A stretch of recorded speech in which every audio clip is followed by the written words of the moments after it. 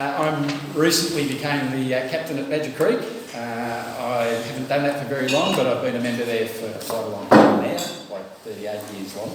So I know a bit about the area and what happens at Badger Creek and the challenges now to keep things going up there, and we'll carry on as best we can. So last season that's just passed was very quiet as far as things go, and I'm sure you all know that and would be aware of that. That's the fact. The previous season was also very quiet, although there was a lot more activity for us because we were sending crews over in the east of the state where most of the action was happening, and indeed all the way up the east coast there was a lot going on there.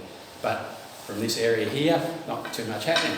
And probably the only thing I'd say about that was that it's easy to get complacent. So we've had, our local areas had two that really not much has happened that we've had to deal with, just the normal day-to-day stuff. But that doesn't mean next season or the one after that's going to be a totally different kettle of fish. So we've got that already in mind.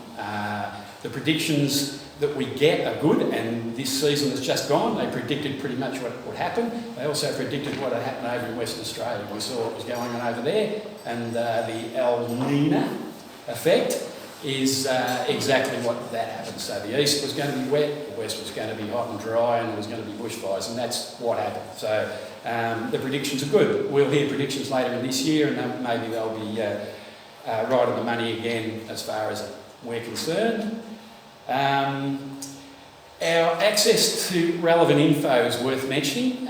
Probably now, or definitely now, we've got access to all kinds of information that we've never had before. We've got mobile phones that can tell us the weather, it can tell us the fire conditions, it can tell us the calls that are going on in the area, and they're letting us know exactly what's happened. And a lot of the firefighters that I have anything to do with are always looking at those and listening to those and taking, even yesterday we're getting weather warnings coming across because of supposedly bad weather, which didn't eventuate too much. But it's out there for everybody to access. If you're interested in any of those later on, we can tell you all about what you can look at. And also the SMS notification, which we haven't had a lot of. I think it's happened once or twice here, where you'll be notified by your phone that there is some kind of activity in the area, and that could be any activity, not just fire. We're already thinking about the next season as it goes, we're always moving on, and all the services will be looking to work together again, which is happening a lot, and something else that's certainly coming on, and interoperability is a big word we hear all the time, and we'll be concentrating on making that a high priority as it's been for a long time.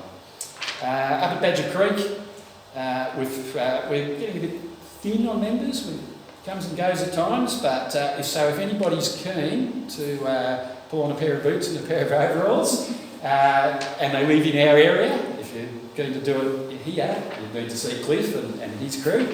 But if you've got any concerns with it, by all means come up. Sunday mornings are always good, or there's you can contact us via phone, and we can give you the information about being a member or anything relevant to our area. That's pretty much all I've got to say, so I'll hand over to you, Cliff.